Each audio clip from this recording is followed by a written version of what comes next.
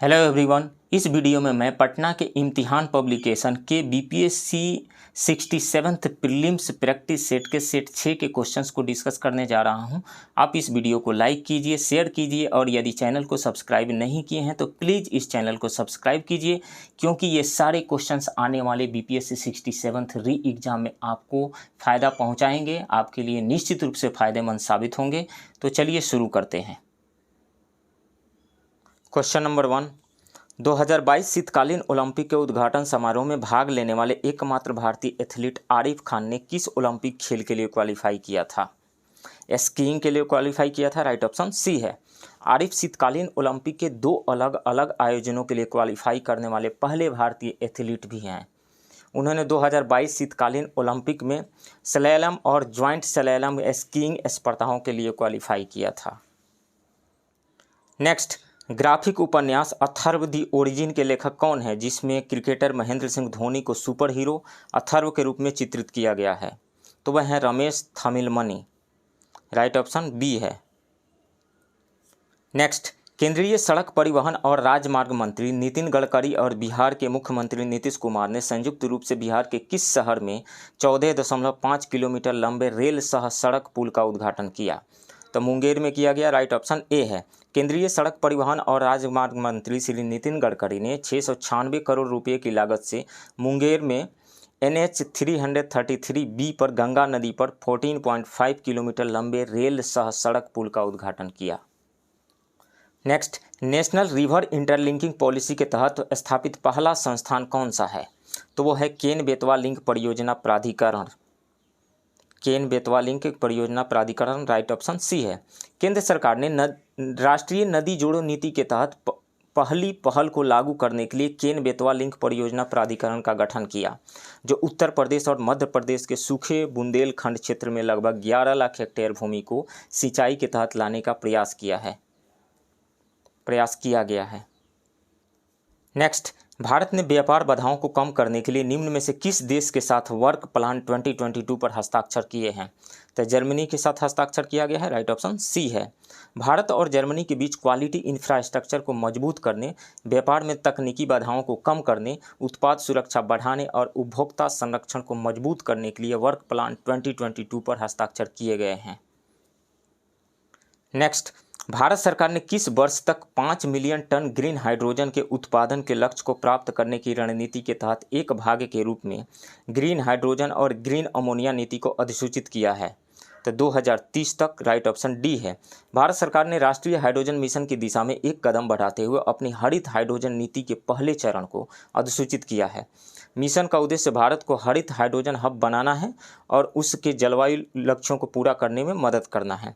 इसका लक्ष्य 2030 तक हरित हाइड्रोजन के 50 लाख मीट्रिक टन प्रति वर्ष के उत्पादन और नवीकरणीय ऊर्जा क्षमता के संबंधित विकास को पूरा करना है।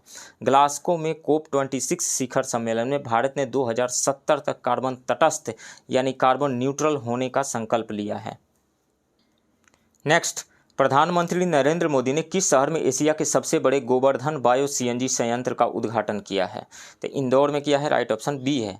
प्रधानमंत्री नरेंद्र मोदी ने इंदौर के देवगुराड़िया क्षेत्र में एशिया के सबसे बड़े गोवर्धन बायो CNG संयंत्र का आभासी रूप से उद्घाटन किया है। इंदौर बायो CNG संयंत्र का निर्माण संसाधन वसूली को अधिकतम करने के लिए अपशिष्ट से धन, वेस्ट टू वेल्थ और परिपत्र अर्थव्यवस्था, सर्कुलर इकोनॉमी के व्यापक सिद्धांतों के तहत किया गया है। Next, a nation to protect पुस्तक के लेखक कौन हैं? तो प्रियम गांधी मोदी हैं। Priyam Gandhi Modi. Right option B है। इस पुस्तक में 2 वर्षों में कोविड संकट के दौरान PM नरेंद्र मोदी की भूमिका पर प्रकाश डाला गया है। नेक्स्ट, भारत सरकार ने स्वास्थ्य के क्षेत्र में देश के शैक्षणिक संस्थानों को मजबूत करने के लिए कौन सी पहल शुरू की है? तो हील बाय इंडिया शुरू किया गया है। राइट ऑप्शन डी है। भारत सरकार स्वास्थ्य के क्षेत्र में देश के शैक्षणिक संस्थानों को मजबूत करने और स्वास्थ्य में गुणवत्तापूर्ण मानव संसाधनों का विकास करने के लिए हील बाय इंडिया को बढ़ावा दे रही है। इसमें उन्हें दुनिया में कहीं भी काम करने के योग्य बनने में मदद मिलेगी। नेक्स्ट, भारत के पहले अमृत सरोवर का उद्घाटन निम्नलिखित में से किस राज्य में किया गया है? उत्तर प्रदेश में किया गया है। राइट ऑप्शन ए है। देश के पहले अमृत सरोवर का उद्घाटन मुख्तार अब्बास नकवी और उत्तर प्रदेश के जल शक्ति मंत्री स्वतंत्र देव सिंह द्वारा रामपुर के पटवई में किया गया। जल संरक्षण और पर्यावरण को बढ़ावा देने के लिए प्रधानमंत्री नरेंद्र मोदी ने भारत की आज़ादी की 75वीं वर्षगांठ आज़ादी का अमृत काल के दौरान हर जिले में 75 तालाब यानी अमृत सरोवर बनाने का आह्वान किया था। नेक्स्ट, ब्रह्मपुत्र नदी में चलने वाला अब तक का सबसे लंबा जहाज है, तो वो है MB. Ramprasad Bismil. Right option D है। एम.बी. रामप्रसाद बिस्मिल ब्रह्मपुत्र नदी में नौकायन करने वाला अब तक का सबसे लंबा जहाज है। एम.बी. रामप्रसाद बिस्मिल में 3 भाग हैं, 1300 हॉर्स पावर वाली एक टग बोट और कल्पना चावला और ए.पी.जे. अब्दुल कलाम नामक 2 बार्ज हैं। नेक्स्ट, विश्व मास्टर्स एथलेटिक्स चैंपियनशिप 2022 में 100 मीटर में स्वर्ण पदक जीतने वाली 94 वर्षीय महिला का क्या नाम है? तो नाम है भगवानी देवी। राइट ऑप्शन ए है। फिनलैंड के टाम्परे में आयोजित वर्ल्ड मास्टर एथलेटिक्स चैंपियनशिप में भारत की 94 वर्षीय स्प्रिंटर भगवानी देवी डागर ने 100 मीटर स्प्रिंट में स्वर्ण पदक जीता। उन्होंने 24.74 सेकंड के समय के साथ स्वर्ण पदक जीता और शॉटपुट में कांस्य पदक भी हासिल किया।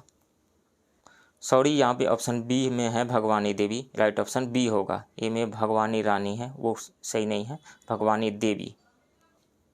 नेक्स्ट, भारत की आज़ादी के 75वें वर्ष के उपलक्ष्य में आज़ादी का अमृत महोत्सव के हिस्से के रूप में महात्मा गांधी के नाम पर एक ग्रीन ट्रायंगल का उद्घाटन किस देश में किया गया है? मेडागास्कर में किया गया है। राइट ऑप्शन ए है। भारत की आज़ादी के 75वें वर्ष के उपलक्ष्य में आज़ादी का अमृत महोत्सव के हिस्से के रूप में महात्मा गांधी के नाम पर एक ग्रीन ट्रायंगल का संयुक्त रूप से मेडागास्कर की राजधानी एंटानानारियो में उद्घाटन किया गया है। नेक्स्ट, भारत के 36वें राष्ट्रीय खेलों की मेजबानी करने वाला राज्य कौन सा है? भारत का कौन सा राज्य है? तो वो है गुजरात। राइट ऑप्शन सी है।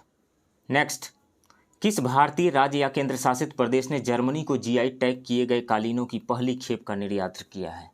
तो जम्मू और कश्मीर ने किया है। राइट ऑप्शन डी है। नेक्स्ट, किस राज्य में डोल उत्सव मनाया गया है? तो पश्चिम बंगाल में मनाया गया। राइट ऑप्शन सी है। पश्चिम बंगाल में डोल उत्सव या डोल यात्रा रंगों का त्यौहार मनाया गया जो बसंत के मौसम की शुरुआत का प्रतीक है।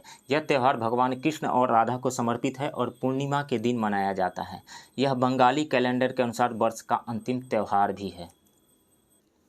नेक्स्ट, AQAIR की 2021 विश्व वायु गुणवत्ता रिपोर्ट के बारे में निम्नलिखित कथनों पर विचार करें और सही कथन का चयन करें।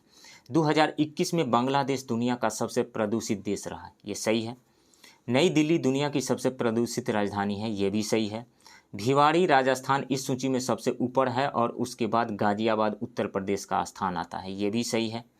तो इनमें से तीनों सही है, सो राइट ऑप्शन डी हो जाएगा 1, 2, 3।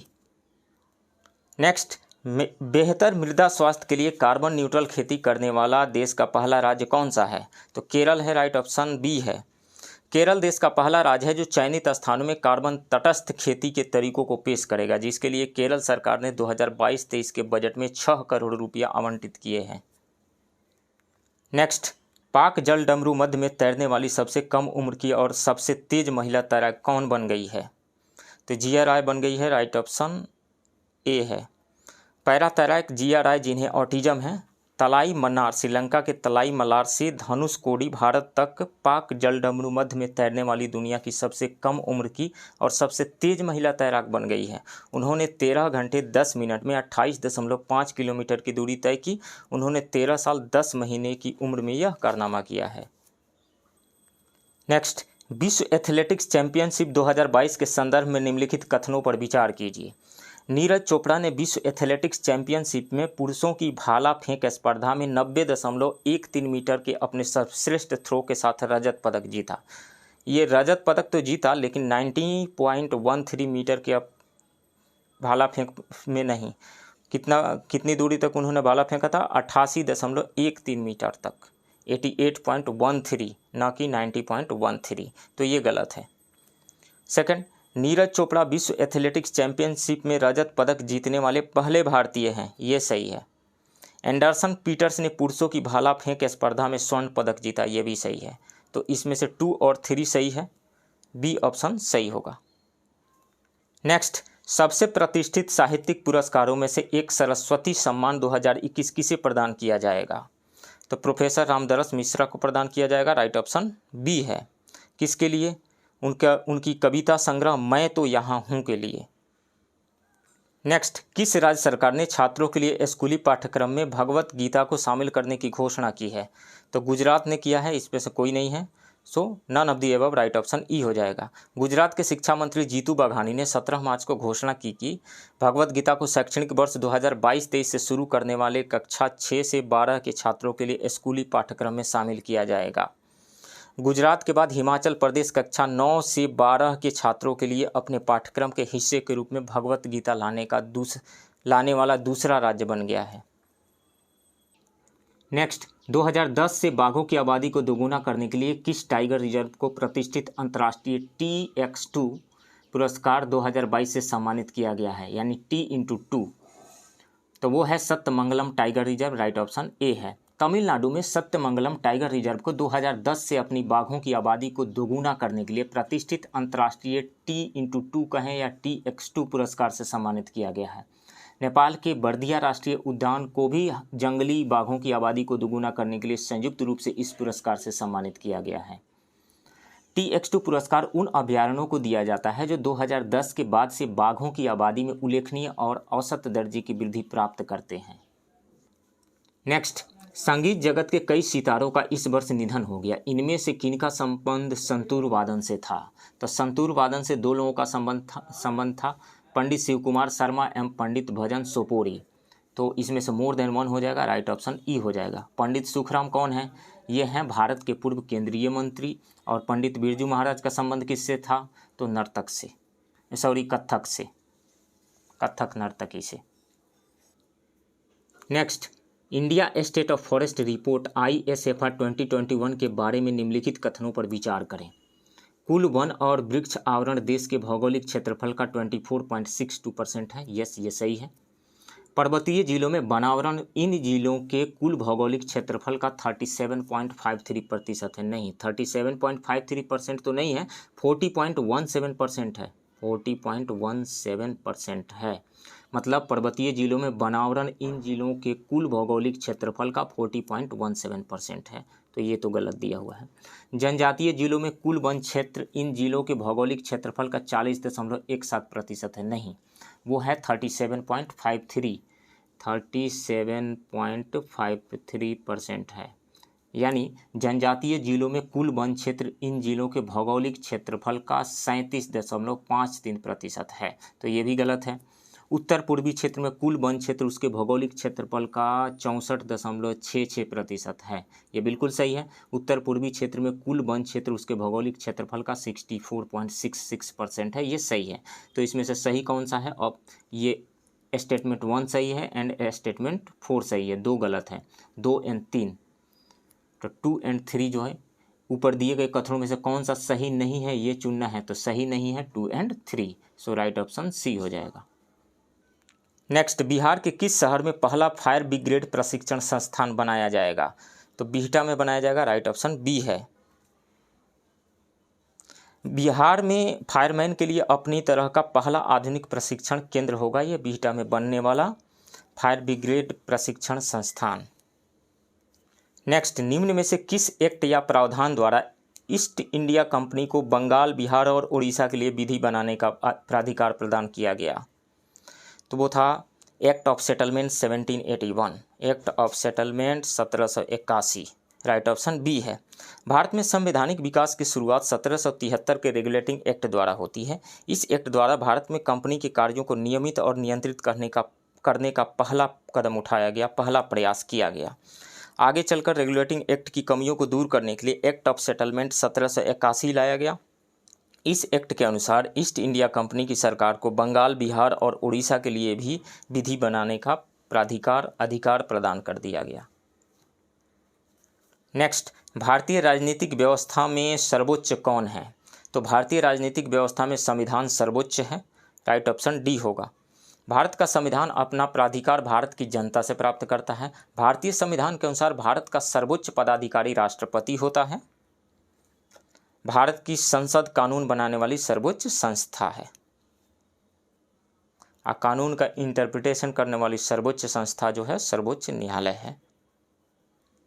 नेक्स्ट, भारत के संविधान के किस अनुच्छेद में संघीय शासन शब्द का प्रयोग किया गया है? तो भारत में का जो सिस्टम है फेडरल सिस्टम है ही नहीं, तो संविधान में कहीं भी इस बात का जिक्र नहीं किया गया है कि भारत जो है एक संघीय शासन व्यवस्था वाला स्टेट है, यानी फेडरल सिस्टम वाला कंट्री है, फेडरल सिस्टम वाला स्टेट है। भारत को यूनियन ऑफ स्टेट कहा गया है, यानी राज्यों का संघ कहा गया है। सो इनमें से कोई नहीं होगा, ई। नेक्स्ट, देशीयकरण द्वारा नागरिकता प्राप्त करने के लिए किसी व्यक्ति को भारत में कम से कम कितने वर्षों तक रहना अनिवार्य है? तो 12 वर्षों तक रहना अनिवार्य है, राइट ऑप्शन डी है। भारत सरकार ने देशीयकरण का प्रमाण पत्र प्राप्त कर भारत की नागरिकता प्राप्त की जा सकती है भारत सरकार से। देशीयकरण द्वारा नागरिकता तभी प्रदान की जाएगी जब संबंधित व्यक्ति कम से कम 12 वर्ष तक भारत में रह चुका हो। नेक्स्ट, जब कोई पदाधिकारी अपने सार्वजनिक कर्तव्य का निर्वाह ठीक से नहीं करता है तो उस परिस्थिति में न्यायालय द्वारा उसके विरुद्ध कौन सा रिट जारी किया जाता है? परमादेश रिट जारी किया जाता है, राइट ऑप्शन ए है। इसको थोड़ा और डिटेल में जानते हैं। उच्चतम न्यायालय और उच्च न्यायालय क्रमशः अनुच्छेद 32 और अनुच्छेद 226 के तहत, यानी आर्टिकल 32 एंड आर्टिकल 226 के तहत रिट जारी कर सकते हैं। रिट 5 प्रकार के होते हैं, जैसे कि बंदी प्रत्यक्षीकरण, परमादेश, प्रतिषेध, उत्प्रेषण, अधिकार परीक्षा। परमादेश का लेख उस समय जारी किया जाता है जब कोई पदाधिकारी अपने सार्वजनिक कर्तव्यों का ठीक से निर्वाह नहीं करता है, यानी परमादेश नाम का रिट उस समय जारी किया जाता है जब कोई पदाधिकारी अपने सार्वजनिक कर्तव्यों का ठीक से निर्वाह नहीं करता है। इस प्रकार के आज्ञा पत्र के आधार पर पदाधिकारी को उसके कर्तव्य का पालन करने का आदेश जारी किया जाता है। नेक्स्ट, संविधान में वर्णित राज्य के नीति निर्देशक सिद्धांत के संदर्भ में विचार करें। राज्य के नीति निर्देशक सिद्धांत का वर्णन संविधान के भाग 4 एवं अनुच्छेद 36 से 50 तक में वर्णन किया गया है। भाग 4 में तो किया गया है, लेकिन 36 से 50 तक नहीं, 36 से 51 तक, 36 to 51, तो ये गलत है। इसे संवैधानिक शक्ति प्राप्त नहीं है, बिल्कुल ये सही है। इसका उद्देश्य देश में सामाजिक एवं आर्थिक लोकतंत्र की स्थापना करना है, ये भी सही है। तो सही कौन कौन सा है? उपरोक्त कथनों में से कौन सा सत्य है? तो सत्य 2 और 3 है, 2 और 3, राइट ऑप्शन सी हो जाएगा। और डिटेल में जानते हैं। राज्य के नीति निर्देशक सिद्धांत का वर्णन संविधान के भाग 4 में अनुच्छेद 36 से 51 तक, यानी आर्टिकल 36 to 51 तक में वर्णन किया गया है। इन सिद्धांतों पर आयरलैंड के संविधान का प्रभाव है।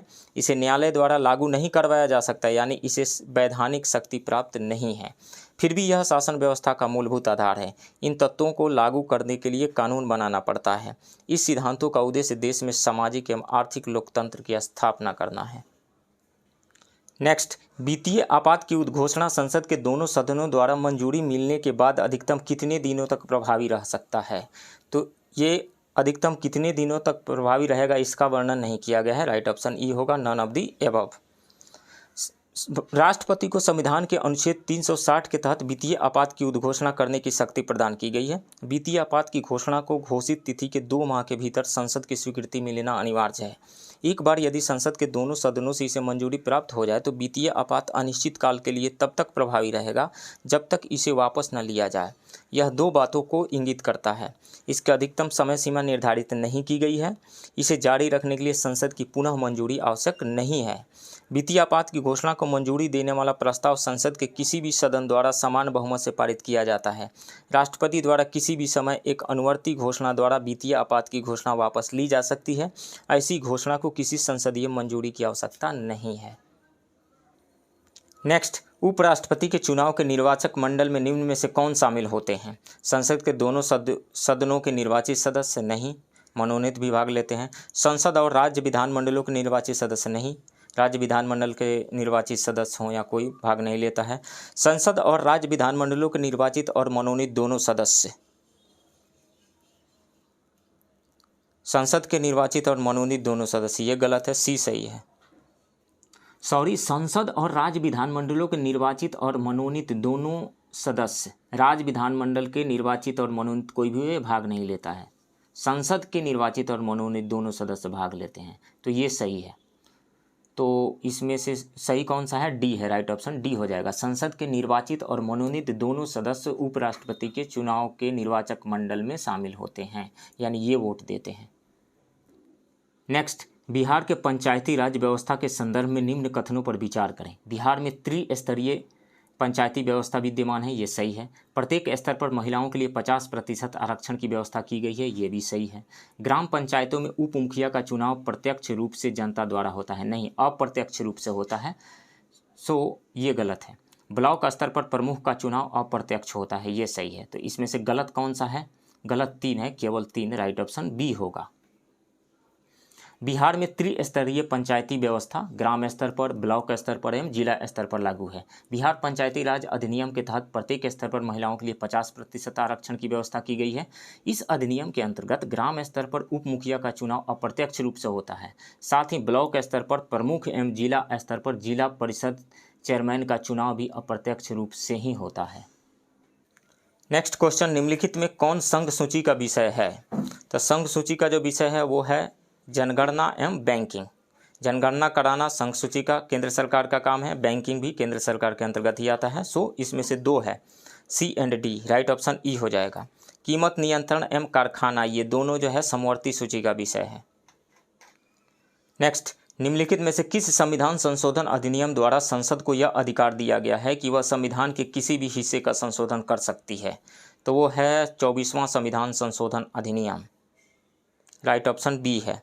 संसद संविधान के किसी भी हिस्से में संशोधन अनुच्छेद 368 यानी आर्टिकल 368 के तहत कर सकती है। 24वां संविधान संशोधन अधिनियम द्वारा संसद को यह अधिकार दिया गया कि वह संविधान के किसी भी हिस्से, चाहे वह मूल अधिकार ही क्यों न हो, संशोधन कर सकती है। नेक्स्ट, लोकसभा में स्थगन प्रस्ताव की अनुमति के लिए कम से कम कितने सदस्यों का समर्थन आवश्यक है? तो 50 सदस्यों का समर्थन आवश्यक है, राइट ऑप्शन बी है। और डिटेल में इसको जानते हैं। सामान्यतया लोकसभा में स्थगन प्रस्ताव लाए जाते हैं। स्थगन प्रस्ताव के लिए आवश्यक है कि मामला लोक महत्व का ही हो और उसका प्रभाव पूरे देश और उसकी सुरक्षा को प्रभावित करता हो। सामान्यतः स्थगन प्रस्ताव विरोधी दलों के सदस्यों द्वारा लाया जाता है। इसके लिए आवश्यक है कि उसे कम से कम 50 सदस्यों का अनुसमर्थन प्राप्त हो, तभी स्पीकर स्थगन प्रस्ताव की अनुमति देता है। स्वीकार्य स्थगन प्रस्ताव पर चर्चा सामान्यतः दोपहर 4 बजे शुरू होती है। स्थगन प्रस्ताव स्वीकार हो जाने का अर्थ होता है सरकार की निंदा। नेक्स्ट, संविधान के 11वीं अनुसूची के अंतर्गत निम्न में से किस अनिवार्य उपबंध का प्रावधान नहीं है? पंचायत के किसी भी स्तर पर पिछड़े वर्गों के लिए स्थानों का आरक्षण, ये अनिवार्य प्रावधान नहीं है। राज्य चाहें तो दे सकते हैं, नहीं चाहें तो नहीं दे सकते हैं, तो ये अनिवार्य नहीं है, तो ये सही है। पंचायतों में चुनाव लड़ने के लिए न्यूनतम आयु 21 वर्ष, ये है, सही है, ये अनिवार्य है। सभी स्तरों पर अनुसूचित जाति एवं जनजातियों के लिए आरक्षण की व्यवस्था, ये अनिवार्य है। माध्यमिक और जिला स्तर के प्रमुखों के लिए अप्रत्यक्ष चुनाव, ये जो है ये भी अनिवार्य है। तो ये 3 जो है अनिवार्य है, नेसेसरी है, लेकिन ये ए में जो दिया गया वो वॉलेंटरी है।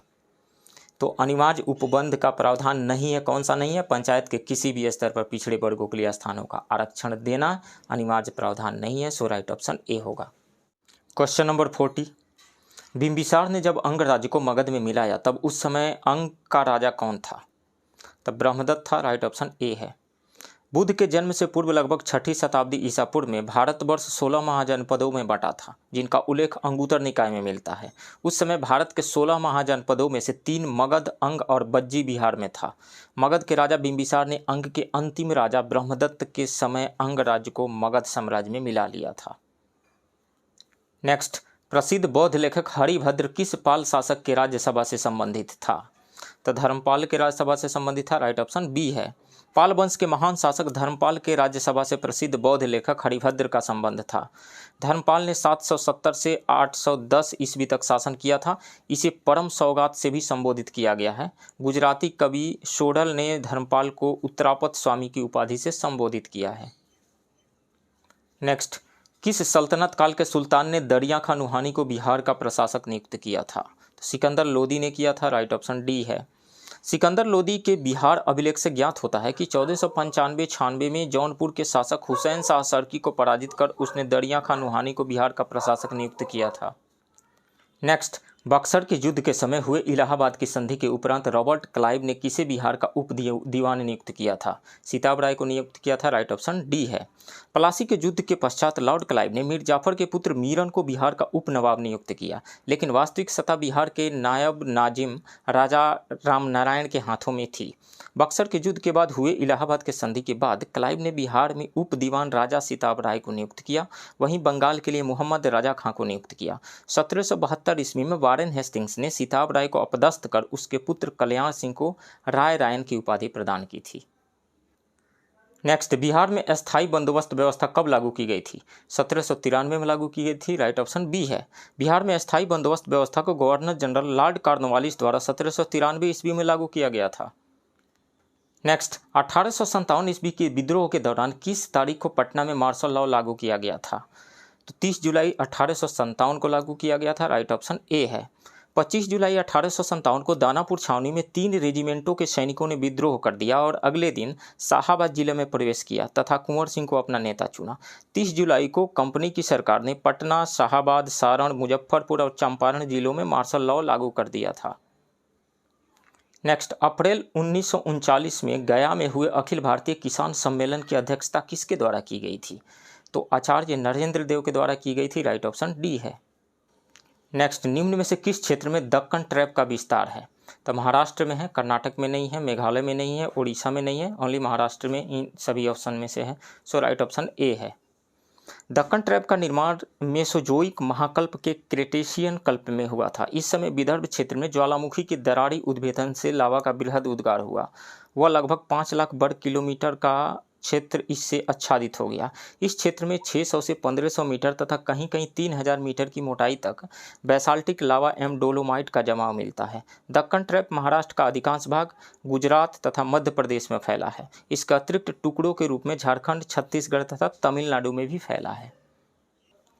नेक्स्ट, बिहार राज्य की मुख्य नकदी फसल कौन सी है? तो चाय तो है नहीं, चाय का उत्पादन यहाँ पे ज़्यादा होता नहीं है। गन्ना, मेस्ता एंड जूट, ये 3 है, तो more than 1 correct option E हो जाएगा। बिहार की मुख्य नकदी फसलें गन्ना, तंबाकू, जूट और मेस्ता है। इन सभी नकदी फसलों में मुख्य एवं उत्पादन के हिसाब से गन्ना प्रथम स्थान पर है। बिहार के पूर्वी व पश्चिमी चंपारण, गोपालगंज, सिवान, सारण सहित कई और जिलों में बड़े पैमाने पर गन्ना का उत्पादन होता है। नेक्स्ट, भीमबांध वन्यजीव अभयारण्य किस जिला में स्थित है? तो मुंगेर में है। राइट ऑप्शन ए है। पश्चिम चंपारण में कौन सा है? पश्चिम चंपारण में वाल्मीकि वन्य प्राणी अभयारण्य है। गया में गौतम बुद्ध पक्षी अभयारण्य एवं नालंदा जिला में राजगीर वन्यजीव अभयारण्य स्थित है। नेक्स्ट, बिहार के किस जिले में गंगा नदी की लंबाई सर्वाधिक है? तो पटना जिले में सर्वाधिक है। राइट ऑप्शन सी है। गंगा नदी बिहार के 12 जिलों बक्सर, भोजपुर, सारण, वैशाली, पटना, समस्तीपुर, बेगूसराय, लखीसराय, मुंगेर, भागलपुर, खगड़िया एवं कटिहार से होकर गुजरती है, जिसमें गंगा की सर्वाधिक लंबाई पटना में है। इसके अलावा 99 किलोमीटर है। इसके अलावा दूसरी सर्वाधिक लंबाई भागलपुर में 97 किलोमीटर। बिहार में गंगा बक्सर के चौसा से प्रवेश करती है और कटिहार जिले में राज्य को छोड़ती है। इस पूरे क्रम में गंगा प्रदेश में करीब 445 किलोमीटर सफर तय करती है। नेक्स्ट, निम्नलिखित में से कौन सा जिला धारवाड़ भूस्तरीय रचना वाला है?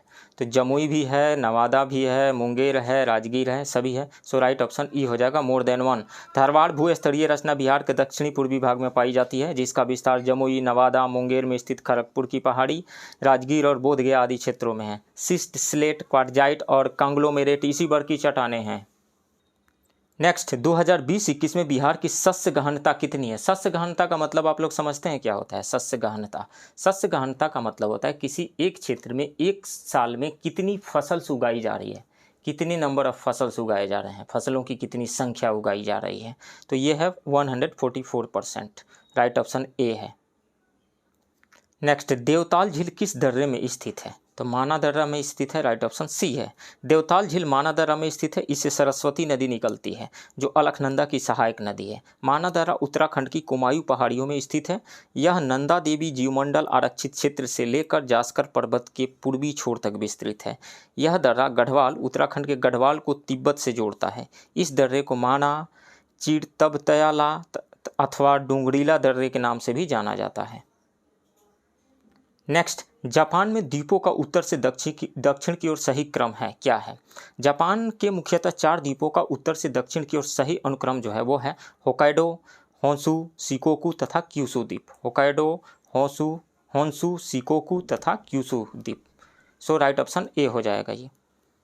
इनमें होन्शु जापान का सबसे बड़ा द्वीप है। जापान की राजधानी टोक्यो इसी द्वीप पर स्थित है, होन्शु द्वीप पर।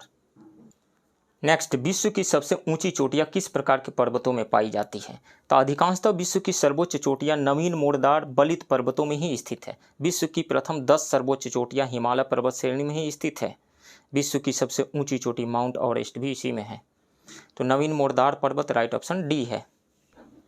नेक्स्ट, हिंद महासागर और लाल सागर को कौन सी जल संधि जोड़ती है? बाब अल मंदेब जोड़ती है, राइट ऑप्शन बी है।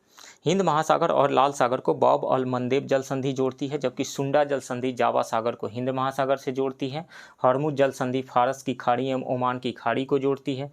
मलक्का जल संधि अंडमान सागर एवं दक्षिण चीन सागर को जोड़ती है। नेक्स्ट, भारत में खाद्य प्रबंधन का निम्न में से कौन सा एक उद्देश्य नहीं है? तो खदानों की खरीद, खदानों के बफर स्टॉक का रखरखाव तथा खदानों का वितरण, ये तीनों जो है भारत में खाद्य प्रबंधन के हिस्से हैं। भारत में खाद्य प्रबंधन का उद्देश्य है, लेकिन खदानों का निर्यात जो है ये भारत में खाद्य प्रबंधन का उद्देश्य नहीं है। सो राइट ऑप्शन ए हो जाएगा। नेक्स्ट, सामुदायिक विकास कार्यक्रम का उद्देश्य क्या है? तो भारत में सामुदायिक विकास कार्यक्रम 2 अक्टूबर 1952 को शुरू किया गया था। देश में कृषि कार्यक्रम और संचार की प्रणाली में सुधार के साथ साथ ग्रामीण स्वास्थ्य, स्वच्छता और ग्रामीण शिक्षा में पर्याप्त वृद्धि के उद्देश्य से सामुदायिक विकास कार्यक्रम को लागू किया गया था। तो शैक्षणिक सुविधाएं सुलभ कराना, ग्रामीण स्वच्छता, जीवन स्तर को बेहतर बनाना, ये सभी थे। सो राइट ऑप्शन ई होगा। नेक्स्ट, भारतीय अर्थव्यवस्था का कौन सा क्षेत्र सकल राष्ट्रीय उत्पाद में सबसे अधिक योगदान करता है? तो तृतीय क्षेत्र यानी टर्शियरी सेक्टर यानी सर्विस सेक्टर सबसे अधिक योगदान करता है, राइट ऑप्शन सी होगा।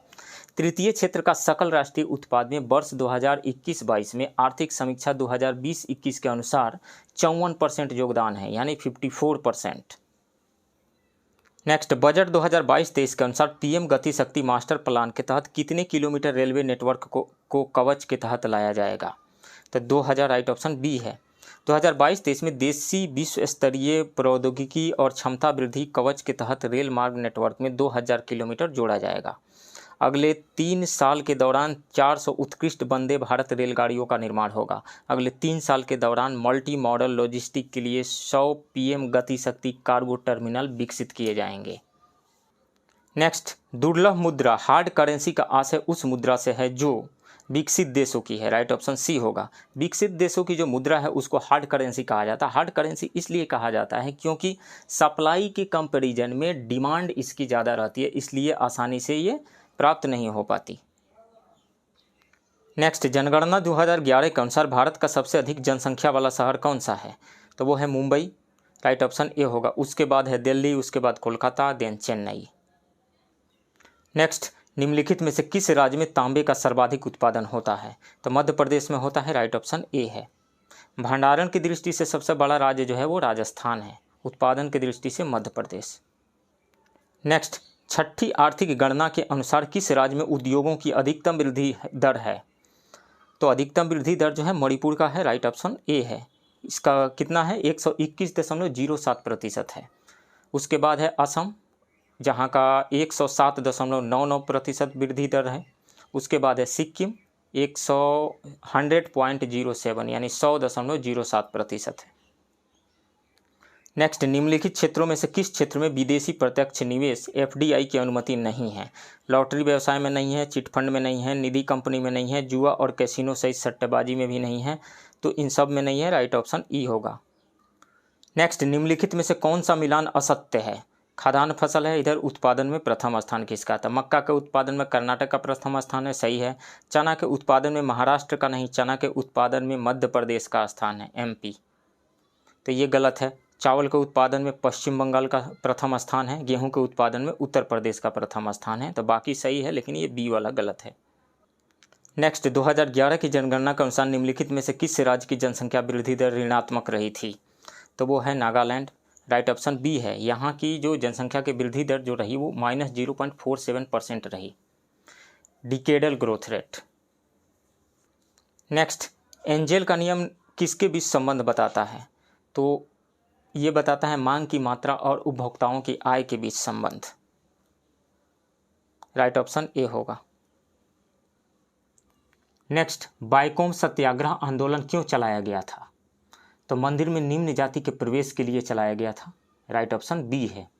बाइकोम सत्याग्रह 1924 में केरल में चलाया गया था। यह आंदोलन मंदिर में निम्न जाति के प्रवेश को लेकर चलाया गया था। एझवा एवं पुलैया जैसी निम्न जाति के लोगों को मंदिर में प्रवेश देने का विरोध स्वर्ण जाति के लोग कर रहे थे। इसके खिलाफ नारायण गुरु, एन कुमारन, टी.के. माधवन जैसे लोगों ने आवाज़ उठाई और त्रावणकोर रियासत के गांव बाइकोम में इस सत्याग्रह का शुभारंभ किया। इस गांव के मंदिर में हरिजनों के प्रवेश के लिए श्री नारायण धर्म परिपालन योगक्षेम संगठन के श्री नारायण गुरु के नेतृत्व में लोगों ने मंदिर में प्रवेश किया। मार्च 1925 को गांधी जी ने त्रावणकोर की यात्रा की और इस आंदोलन का समर्थन करते हुए त्रावणकोर की महारानी से मंदिर में प्रवेश दिए जाने के विषय में समझौता किया। नेक्स्ट, निम्न में से कौन सही सुमेलित नहीं है? ऋग्वेद का ब्राह्मण ग्रंथ ब्राह्मण है, अथर्ववेद का गोपथ है, यजुर्वेद का शतपथ है, सामवेद का तैत्तिरीय नहीं है, सामवेद का पंचविश है। सो ये गलत है, डी। नेक्स्ट, एशिया के ज्योतिपुंज द्वारा अपने धर्म में दीक्षित किया जाने वाला अंतिम व्यक्ति निम्न में से कौन सा था? सुभद्र था। राइट ऑप्शन डी है। गौतम बुद्ध अपने जीवन के अंतिम वर्ष में अपने शिष्य चुंद के यहाँ पावा पहुँचे थे। यहाँ पर सूकर मड़वा भोज्य सामग्री खाने के चलते वे अतिसार रोग से पीड़ित हो गए। फिर वे पावा से कुशीनगर चले गए और यहीं पर सुभद्र को उन्होंने अपना अंतिम उपदेश दिया था। नेक्स्ट, भारत सरकार द्वारा अपनाए गए राज्य चिन्ह में सत्यमेव जयते शब्द किस उपनिषद से लिया गया है? मुंडक उपनिषद से लिया गया है। राइट ऑप्शन बी है। नेक्स्ट, किसके द्वारा 3 प्रसिद्ध बंदरगाहों सोपारा, काम्बे और भड़ोच को गुप्त साम्राज्य में मिलाया गया था? तो चंद्रगुप्त विक्रमादित्य के द्वारा मिलाया गया था। राइट ऑप्शन सी है। चंद्रगुप्त द्वितीय या चंद्रगुप्त विक्रमादित्य समुद्रगुप्त का उत्तराधिकारी हुआ जो 380 ईस्वी से 412 ईस्वी तक शासन किया था। चंद्रगुप्त द्वितीय के शासनकाल में ही चीनी बौद्ध यात्री फाहियान भारत आया था। चंद्रगुप्त विक्रमादित्य ने 3 प्रसिद्ध बंदरगाहों को अपने साम्राज्य में मिलाया था। नेक्स्ट, निम्नलिखित में से कौन से 2 खनिज डबल फोर्टिफाइड नमक में उपयोग किए जाते हैं? तो वो है सी, आयरन और आयोडीन। राइट ऑप्शन सी होगा। डबल फोर्टिफाइड सॉल्ट या नमक एक अभिनव नया फोर्टिफाइड खाद्य उत्पाद है जो मनुष्यों को उनके आहार के माध्यम से आयोडीन और आयरन की छोटी लेकिन महत्वपूर्ण मात्रा प्रदान करता है, जो कुपोषण एवं एनीमिया की कमी को दूर करने के लिए ये नमक जो है बहुत ही ज़्यादा उपयोगी है। नेक्स्ट क्वेश्चन, प्रकाश संश्लेषण का मुख्य उत्पाद क्या है? तो प्रकाश संश्लेषण का मुख्य उत्पाद कार्बोहाइड्रेट होता है, जटिल कार्बोहाइड्रेट। राइट ऑप्शन डी है। इसका इक्वेशन क्या होता है? CO2 plus H2O is equal to carbohydrate यानी C6H12O6 plus O2 plus H2O। यदि हम इसको बैलेंस करें तो यहाँ पे 6 से मल्टीप्लाई करेंगे मतलब 6 CO2, H2O में 12 से हम मल्टीप्लाई करेंगे मतलब 12 H2O and C6H12O6 plus O में 6 से मल्टीप्लाई करेंगे, H2O में 6 से मल्टीप्लाई करेंगे। मतलब इक्वेशन जो फाइनल हो जाएगा 6 CO2 plus 12 H2O is equal to C6H12O6 plus 6 O2 plus 6 H2O। ये फोटोसिंथेसिस का केमिकल इक्वेशन है। नेक्स्ट, उत्कृष्ट तरासे गए डायमंड में रंग निम्न में से किसके कारण होता है? तो अशुद्धियों की उपस्थिति के कारण होता है। राइट ऑप्शन सी है। चमकता क्यों है? डायमंड जो है चमकता है क्योंकि ये ऐसा सब्सटेंस है, ऐसा पदार्थ है जिसका रिफ्रैक्टिव इंडेक्स सबसे हाई होता है। सबसे ज़्यादा रिफ्रैक्टिव इंडेक्स होने की वजह से लाइट जो है इस पर पड़ता है वो रिफ्लेक्ट कर देता है, इसलिए चमकता है। लेकिन उसमें जो कलर्स आते हैं अशुद्धियों की उपस्थिति के कारण आते हैं। नेक्स्ट, आयोडीन टेस्ट का प्रयोग किसकी उपस्थिति जांच करने के लिए होता है? तो कार्बोहाइड्रेट की उपस्थिति यानी प्रेजेंस के जांच करने के लिए होता है iodine test. Right option D है। नेक्स्ट, रोगी को रेडियोलॉजिकल परीक्षण यानी विकिरण चिकित्सात्मक किरण से पहले अग्रलिखित में से कौन सा घोल पीने का निर्देश दिया जाता है? तो बेरियम सल्फेट का घोल पीने का निर्देश दिया जाता है, राइट ऑप्शन बी है। क्यों दिया जाता है? रेडियोलॉजिकल परीक्षण में लिक्विड सस्पेंशन तकनीक का प्रयोग किया जाता है, जो मुख्य रूप से बेरियम का घुलनशील मिश्रण होता है। जब रोगी को सफ़ेद रंग का बेरियम युक्त ड्रिंक पिलाया जाता है तो वह शरीर के अंदर गैस्ट्रोइंटेस्टाइनल ट्रैक्ट के दीवारों पर चिपक जाता है, जिससे परीक्षण के दौरान परीक्षणकर्ता को स्पष्ट जानकारी हासिल हो जाती है।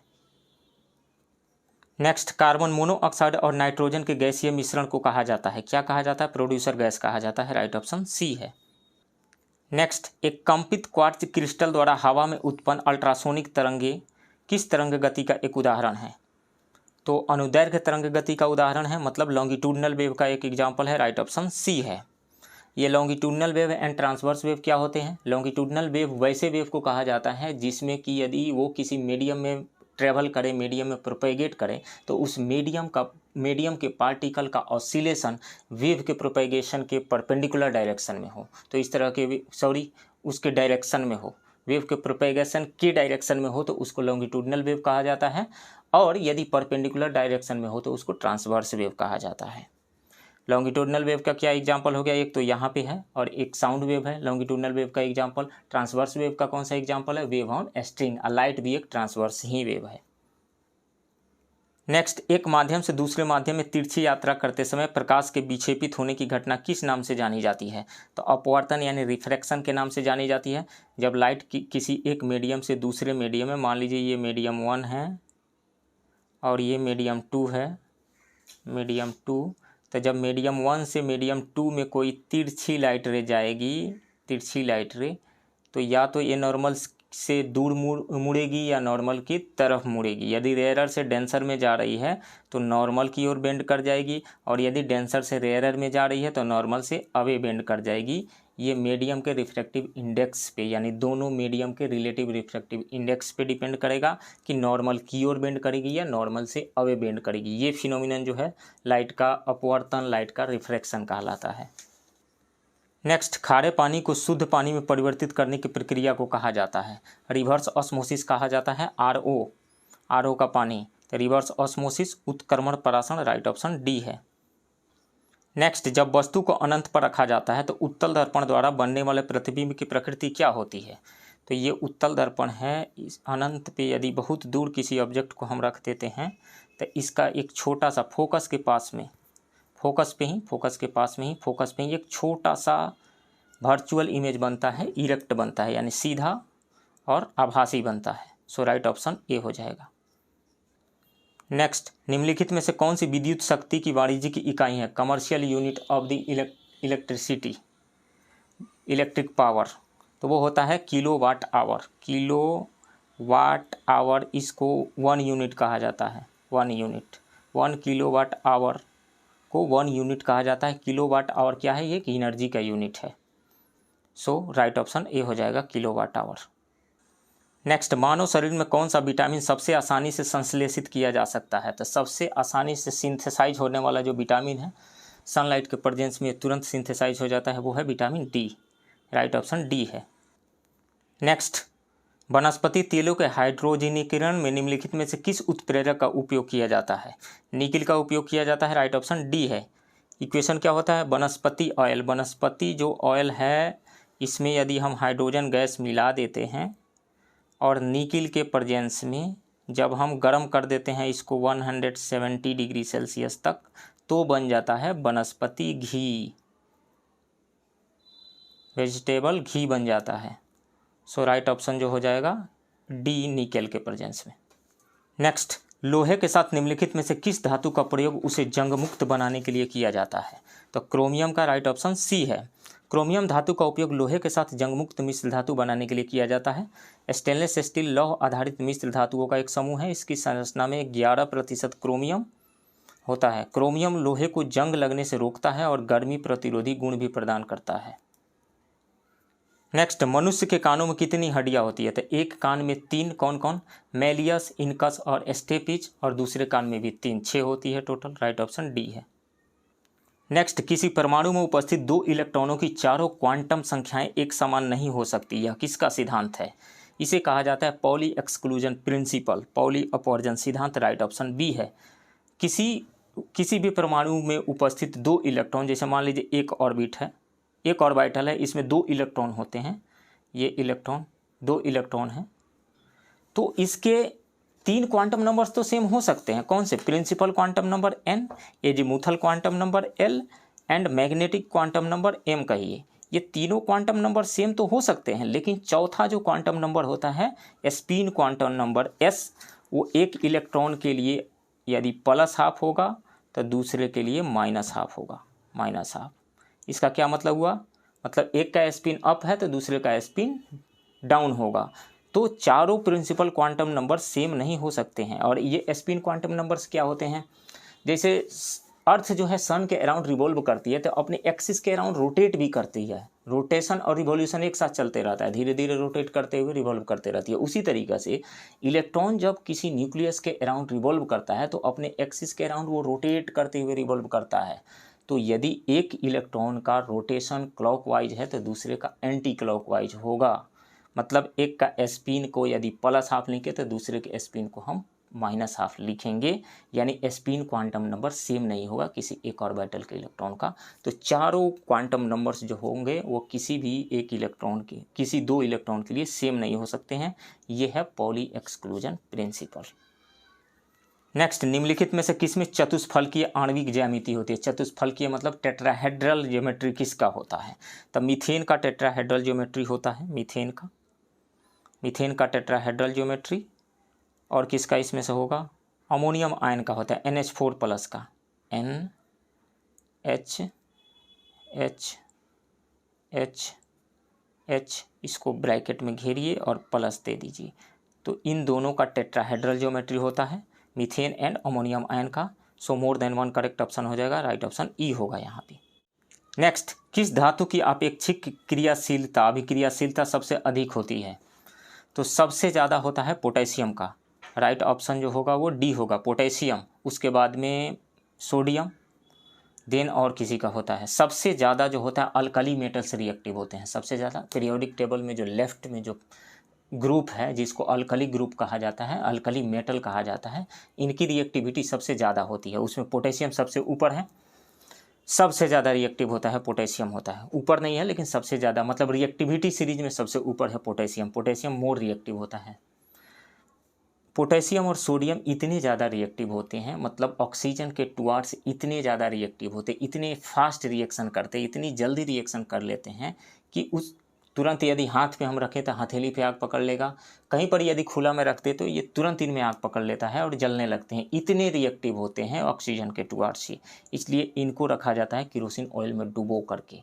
यानी सोडियम एंड पोटेशियम को NaK मतलब नाक, सोडियम एंड पोटेशियम नाक को केरोसिन ऑयल में डुबो करके रखा जाता है। सो सबसे ज़्यादा मोर रिएक्टिव जो है इसमें पोटेशियम है, डी।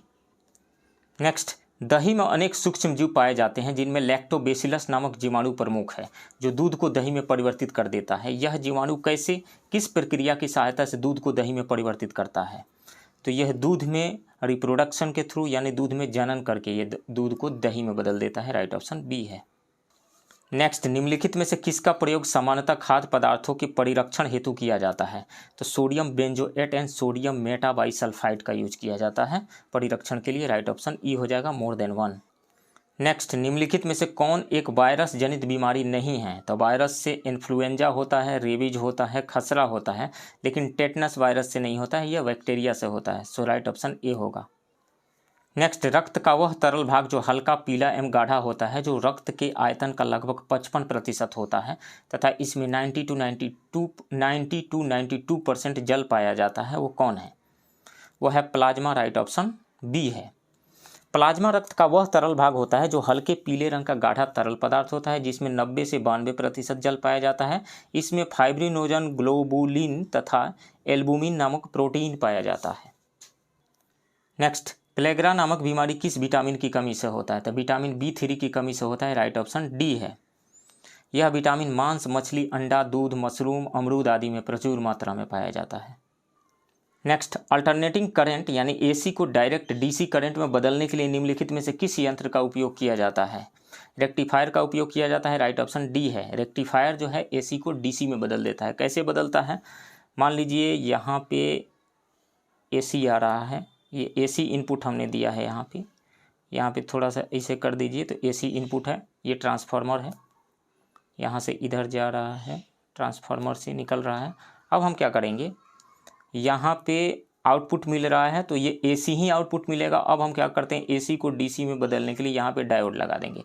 यदि एक डायोड हम लगाते हैं तो हाफ वेव रेक्टिफायर होगा। यदि यहाँ पर भी हम एक और डायोड लगा देते हैं, यहाँ पर एक और डायोड हम लगा देते हैं, यहाँ पे एक और डायोड लगा देते हैं इसी के जैसा, तो वो फुल वेव रेक्टिफायर कहलाएगा।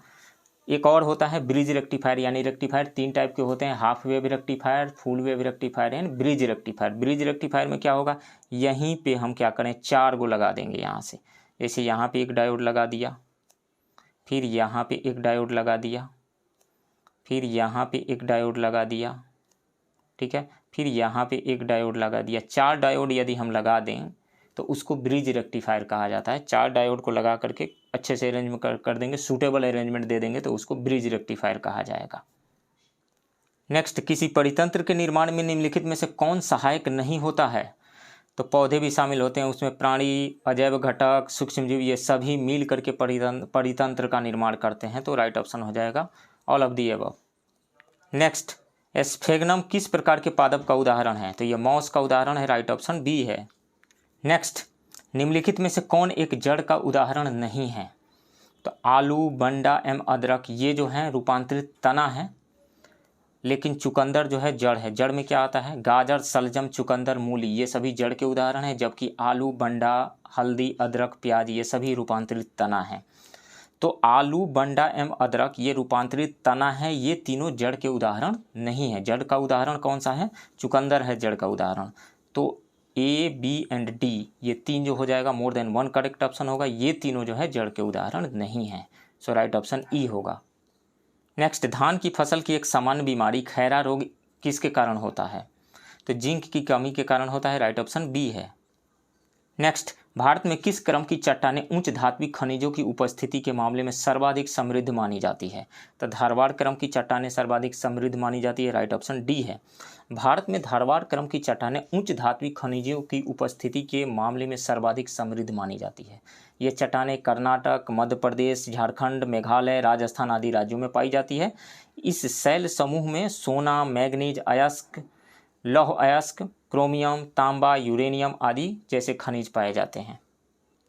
नेक्स्ट, दून नामक समतल संरचनात्मक घाटियाँ किनके बीच पाई जाती है? तो हिमाचल श्रेणी एवं शिवालिक श्रेणी के मध्य पाई जाती है, राइट ऑप्शन बी है। नेक्स्ट, गंगा नदी के संबंध में निम्न कथनों पर विचार कीजिए। कथन 1 है, गंगा नदी उत्तराखंड के चमोली जिले में 3900 मीटर की ऊंचाई पर स्थित गंगोत्री हिमानी से निकलती है। नहीं, ये उत्तरकाशी जिले में नहीं, गंगा नदी उत्तराखंड के चमोली जिले में नहीं, यह गंगा नदी उत्तराखंड के उत्तरकाशी जिले में 3900 मीटर की ऊंचाई पर स्थित गोमुख के निकट गंगोत्री हिमानी से निकलती है। यहाँ इसे भागीरथी कहा जाता है। हरिद्वार के निकट गंगा मैदान में प्रवेश करती है। इसकी कुल लंबाई 2525 किलोमीटर है। तो हरिद्वार के निकट गंगा मैदान में प्रवेश करती है, ये सही है। बिहार में गंगा नदी की कुल लंबाई 445 किलोमीटर है, ये भी सही है। तो 2 सही है, ये गलत है। चमोली जिले में नहीं, उत्तरकाशी जिले में गंगा नदी उत्तराखंड के उत्तरकाशी जिले में 3900 मीटर की ऊंचाई पर स्थित गोमुख के निकट गंगोत्री हिमानी से निकलती है। सो 2 सही है, इसमें से 2 एंड 3, राइट ऑप्शन सी होगा। नेक्स्ट, निम्नलिखित में से कौन एक अल्पाइन क्षेत्र में उगने वाली प्रमुख वनस्पति है? तो जूनिपर है। हिमालय में अल्पाइन वनस्पति क्षेत्र वृक्ष सीमा के ऊपर से शुरू होता है। हिमालय में इसका विस्तार 3200 मीटर से लेकर 4450 मीटर की ऊंचाई तक विस्तृत है। इस क्षेत्र में आर्द्र अल्पाइन वनस्पति पाई जाती है। इस क्षेत्र की प्रमुख जो वनस्पतियाँ वो हैं जूनिपर, बुरुंस, भोजपत्र आदि। जूनिपर होगा, राइट ऑप्शन ए। नेक्स्ट क्वेश्चन, सूची 1 एवं सूची 2 को सही सुमेलित कीजिए। तलचर कहाँ पे है? तलचर जो है वो उड़ीसा में कोयला के लिए प्रसिद्ध कोयला खनिज के लिए प्रसिद्ध है। ये तलचर जो है उड़ीसा में है और ये कोयला के लिए प्रसिद्ध है। खेतड़ी कहाँ है? खेतड़ी राजस्थान में है और ये तांबा के लिए प्रसिद्ध है। पन्ना कहाँ है? पन्ना मध्य प्रदेश में है और हीरा के लिए प्रसिद्ध है। डिगबोई कहाँ है? डिगबोई जो है असम में है और ये पेट्रोलियम के लिए प्रसिद्ध है। तो तलचर उड़ीसा में है, कोयला के लिए प्रसिद्ध। खेतड़ी राजस्थान में है, तांबा के लिए प्रसिद्ध है। पन्ना मध्य प्रदेश में है, हीरा के लिए प्रसिद्ध है। डिगबोई जो है असम में है, पेट्रोलियम के लिए प्रसिद्ध है। तो कौन सा ऑप्शन हो जाएगा? डी ऑप्शन हो जाएगा। ए का 3, बी का 1, सी का 2 एंड डी का 4। Right option D. नेक्स्ट, जनगणना रिपोर्ट 2011 के अनुसार 2001 से 11 के बीच भारत में जनसंख्या की वार्षिक वृद्धि दर कितनी रही? तो वो रही 1.64%। राइट ऑप्शन सी है। और डिकेडल ग्रोथ रेट यानी दशकीय वृद्धि दर कितनी रही? 17.7%। नेक्स्ट, निम्नलिखित में से कौन एक सही सुमेलित नहीं है? हीराकुंड बांध जो है वो महानदी पे है, ये सही है।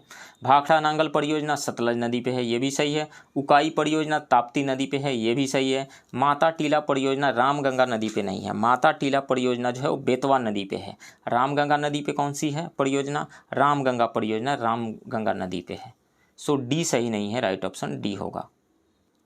नेक्स्ट, भारत में बाघों के संरक्षण हेतु प्रोजेक्ट टाइगर्स कार्यक्रम कब प्रारंभ किया गया था? 1973 में प्रारंभ किया गया था। राइट ऑप्शन सी है। भारत में बाघों के संरक्षण हेतु प्रोजेक्ट टाइगर की शुरुआत 1973 में की गई थी। राजस्थान के कैलाश श्रृंखला को टाइगर मैन ऑफ इंडिया कहा जाता है। भारत में वर्तमान में कुल 2967 बाघ हैं। नेक्स्ट, इरूला जनजाति के निवास क्षेत्र की पहचान करें। तो इरूला जनजाति केरल में निवास करती है। राइट ऑप्शन बी है। केरल में और कौन कौन सी जनजातियां निवास करती है? कादर, उराली, मोपला एवं पनियन। भारत में कुल जनसंख्या का 8.6% जनजाति जनसंख्या है। नेक्स्ट, भारत का सबसे गहरा बंदरगाह किस राज्य के तट पर स्थित है? तो वो है आंध्र प्रदेश के तट पर स्थित है। राइट ऑप्शन सी है। भारत का सबसे गहरा बंदरगाह विशाखापट्टनम है। यह भारत का सर्वश्रेष्ठ प्राकृतिक बंदरगाह है। यह आंध्र प्रदेश के तट पर स्थित है। भारत का सबसे बड़ा बंदरगाह महाराष्ट्र के मुंबई में स्थित है। देश का एकमात्र ज्वारीय बंदरगाह कांडला गुजरात में स्थित है। नेक्स्ट, भारी इंजीनियरिंग निगम लिमिटेड कहाँ स्थित है? तो रांची में स्थित है। राइट ऑप्शन डी है। नेक्स्ट, मुगल सेना में अहदी किसे कहा जाता था? तो मुगल बादशाह के विशेष प्रकार के सवार को कहा जाता था। राइट ऑप्शन ए है। घुड़सवार मुगल सेना के प्रमुख अंग थे और उनका एक बड़ा भाग मनसबदार जुटाते थे। इसके अलावा मुगल बादशाह भी कुछ विशेष प्रकार के सवार रखते थे जिसे अहदी कहा जाता था। अहदियों को सामान्य सैनिक से अधिक वेतन दिया जाता था। एक अहदी के पास 1 से 5 तक घोड़े हो सकते थे। नेक्स्ट, पुस्तक जवाबित ए आलमगीरी का संबंध है? तो औरंगजेब के आदेश और सरकारी नियमों से है। राइट ऑप्शन बी है। औरंगजेब ने मुस्लिम कानून की हनफी व्याख्या को अपनाया जिसका पालन भारत में मौखिक रूप से हो रहा था। हालांकि औरंगजेब मौखिक आदेश यानी जवाबित जारी करने से नहीं हिचकता था। उसके आदेशों और सरकारी नियम कायदों को एक पुस्तक में संकलित किया गया है जिसका शीर्षक है जवाबित ए आलमगीरी। नेक्स्ट, दिल्ली में केवल मलिक, अमीर, राज्य कर्मचारी, हिंदू, मुल्तानी व्यापारी और सेठों के अतिरिक्त किसी के पास सोना नहीं रहा। बर्नी का यह कथन किस सुल्तान के समय से संबंधित है? तो यह अलाउद्दीन खिलजी से संबंधित है। राइट ऑप्शन डी है। अलाउद्दीन खिलजी 1296 से 1316 ईस्वी तक दिल्ली का सुल्तान रहा। राज्य के विद्रोहों को समझकर उसने 4 आदेश जारी किए। पहले आदेश में दान में दी गई भूमि, पेंशन, उपहार आदि व्यक्तियों से छीन लिए गए। इसके साथ सरकारी अधिकारियों को लोगों से अधिकाधिक कर और धन लेने का आदेश दिया गया ताकि व्यक्तियों के पास धन नहीं रहे और उनका ध्यान जीविका कमाने में लगा रहे। नेक्स्ट, पानीपत के तीसरे युद्ध के समय मराठा पेशवा निम्नलिखित में से कौन था? बालाजी बाजीराव था। राइट ऑप्शन ए है। पानीपत का तृतीय युद्ध 14 जनवरी 1761 को मराठा और अहमद शाह अब्दाली की सेना के मध्य हुआ था। युद्ध का परिणाम ये रहा कि उसमें मराठों की पराजय हुई थी। नेक्स्ट, तंजावुर में बृहदेश्वर मंदिर का निर्माण किस शासक ने कराया था? राजराज प्रथम ने कराया था। राइट ऑप्शन बी है। तंजावुर का बृहदेश्वर मंदिर द्रविड़ शैली में निर्मित सबसे सुंदर मंदिरों में से एक है। इस मंदिर को राजेश्वर मंदिर भी कहा जाता है। इस मंदिर का निर्माण चोल शासक राजराज प्रथम ने कराया था। चोल काल में दक्षिण भारत में मूर्ति कला अपने चरम पर पहुंची थी। नेक्स्ट, ब्रिटिश संसद के आग्रह पर गठित किस कमेटी ने भारत में रेलवे की शुरुआत करने का समर्थन किया था? सिम्स कमेटी ने किया था। राइट ऑप्शन बी है। ब्रिटिश संसद के आग्रह पर FW सिम्स के नेतृत्व में एक कमेटी को भारत भेजा गया। सिम्स रिपोर्ट 1846 में आई थी ने राज्य की शर्तों के अनुसार निजी उपक्रम और पूंजी के द्वारा भारत में रेलवे के विकास का समर्थन किया गया। भारत में रेलवे का विकास ब्रिटेन की औपनिवेशिक नीति को समर्थन देने के लिए शुरू किया गया था। नेक्स्ट, स्थायी बंदोबस्त के अंतर्गत किस वर्ष जमींदारों को बकाया लगान वसूलने हेतु काश्तकारों को गिरफ्तार करने का अधिकार दिया गया था? तो 1799 में दिया गया था। राइट ऑप्शन डी है। बंगाल में लॉर्ड कॉर्नवालिस के द्वारा बंगाल में भू राजस्व व्यवस्था स्थायी बंदोबस्त को 1793 ईस्वी में लागू किया गया। बाद में इसका विस्तार मद्रास और उत्तर पश्चिम सूबों के कुछ हिस्सों में किया गया। औपनिवेशिक राज्य ने 1799 में रेगुलेशंस 7 के जरिए जमींदारों को बकाया लगान वसूली के लिए काश्तकारों की गिरफ्तारी और उनकी संपत्ति एवं मवेशियों की नीलामी का अधिकार दिया गया। नेक्स्ट, वर्ष 1783 में एक अधिनियम द्वारा किसे लाइसेंस के बिना भारत में प्रवेश पर प्रतिबंध लगा दिया गया था? तब मिशनरियों को लगा दिया गया था प्रतिबंध। राइट ऑप्शन ए है। ईस्ट इंडिया कंपनी ने 1765 ईस्वी से पूर्व ईसाई मिशनरी गतिविधियों के पक्ष में थी। मतलब ईस्ट इंडिया कंपनी जो है 1765 से पूर्व ईसाई मिशनरी गतिविधियों के पक्ष में थी। बाद में कंपनी ने धर्मांतरण के सभी प्रयासों का विरोध किया, क्योंकि मिशनरी अपनी स्थिति को राजनीतिक सत्ता के रूप में मजबूत करना चाहती थी।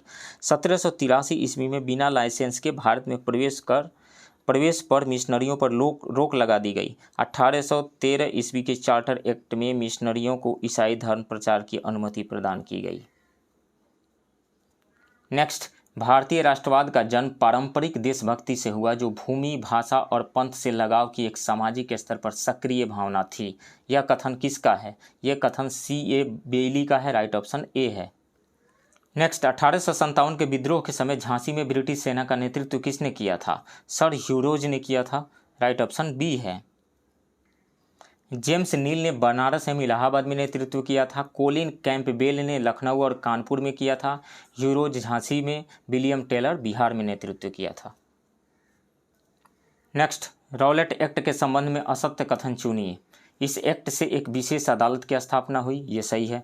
यह कोर्ट ऐसे सबूत स्वीकार कर सकता था जो विधि मान्य नहीं थे, ये भी सही है।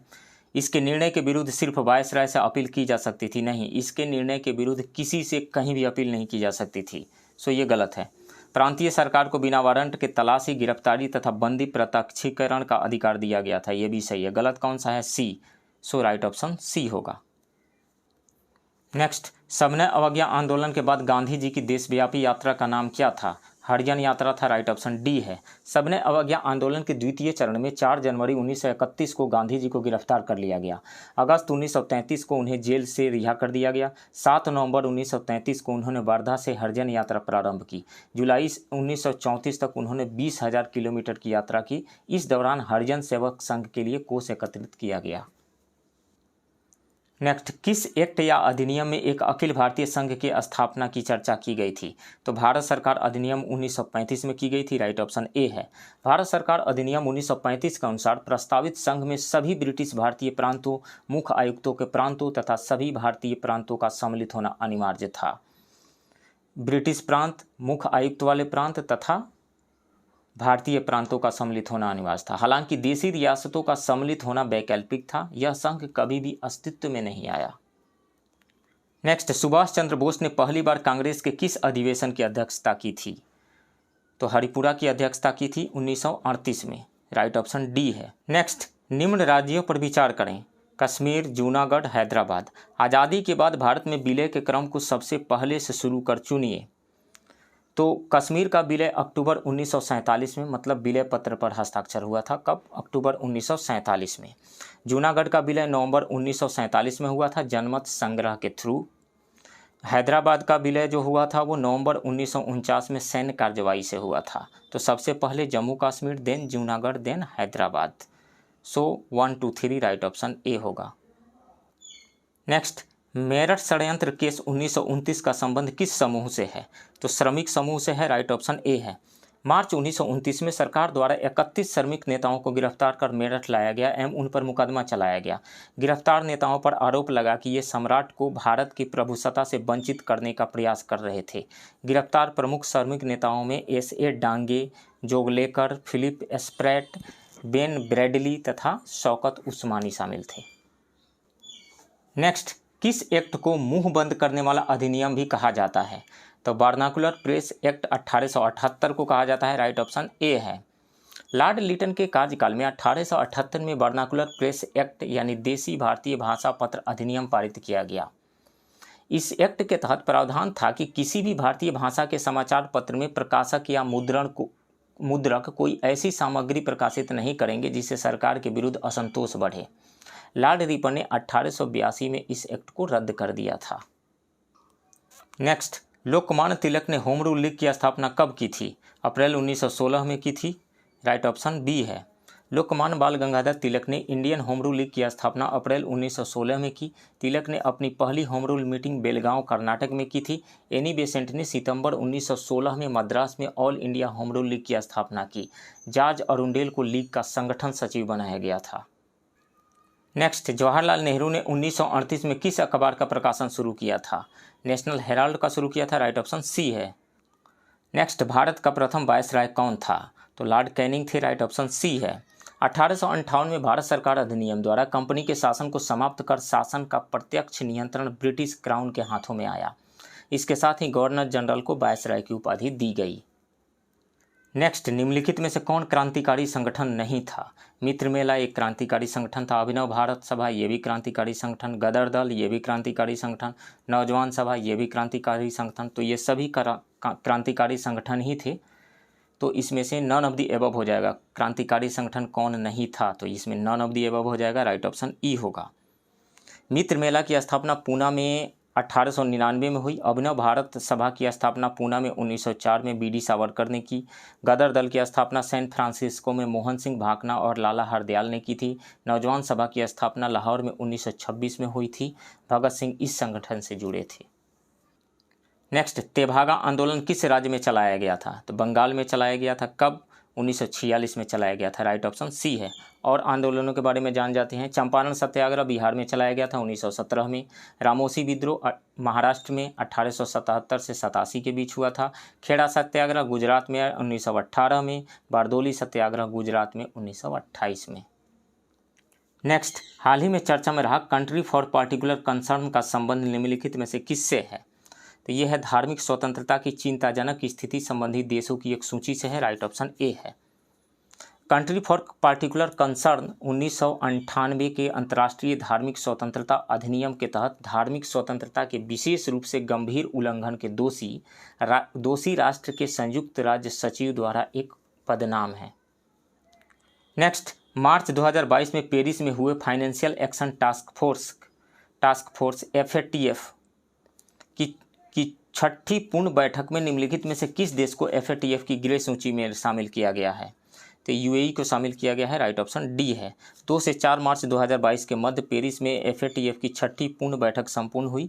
इस बैठक में UAE को FATF की ग्रे सूची में शामिल किया गया। वहीं जिम्बाब्वे को ग्रे सूची से बाहर किया गया, जबकि पहले से पाकिस्तान को इस सूची में शामिल जो है इसको बरकरार रखा गया। वर्तमान में 23 देश ग्रे सूची में शामिल हैं। नेक्स्ट, ई भंडारण लागू करने वाला देश का पहला राज्य कौन है? बिहार है। राइट ऑप्शन ए है। नेक्स्ट, हाल ही में वैज्ञानिकों ने मनुष्य के शरीर में एक नए अंग की खोज की है जिसे क्या नाम दिया गया है? Respiratory airway secretory cells. Respiratory airway secretory cells. Right option C है। इस नए अंग का नाम वैज्ञानिकों ने रेस्पिरेटरी एयरवे सेक्रेटरी सेल्स दिया है। यह नए प्रकार का अंग कोशिका के समान है जो फेफड़ों के भीतर पतली एवं कोमल शाखाओं में गहराई तक पाई जाती है। ये स्त्रावी कोशिकाएं होती हैं जो एलियोवेली के समीप पाई जाती है। ये बायोमार्ग की तरह परत बनाने के लिए प्रोटीन का उत्पादन करती है। बायोमार्ग की तरल परत बनाने के लिए प्रोटीन का उत्पादन करती है। इसके अलावा एलियोवर टाइप 2 कोशिकाओं की भांति क्षतिग्रस्त हो चुकी छोटी कोशिकाओं के मरम्मत के लिए भी रसायन स्त्रावित करती है। नेक्स्ट, राज्यों की स्टार्टअप रैंकिंग 2021 के तीसरे संस्करण में कौन से 2 राज्य सर्वश्रेष्ठ प्रदर्शन के रूप में उभरे हैं? तो 2 राज्य हैं गुजरात और कर्नाटक। राइट ऑप्शन डी है। तो फ्रेंड्स, ये रहा पटना के इम्तिहान पब्लिकेशन के BPSC प्रीलिम्स प्रैक्टिस सेट के सेट 6 के यानी सेट 6 के क्वेश्चंस का डिस्कशन। आप बने रहिए इस चैनल के साथ। मिलते हैं किसी दूसरे वीडियो में किसी दूसरे प्रैक्टिस सेट के क्वेश्चन के डिस्कशन के साथ। तब तक के लिए थैंक यू वेरी मच।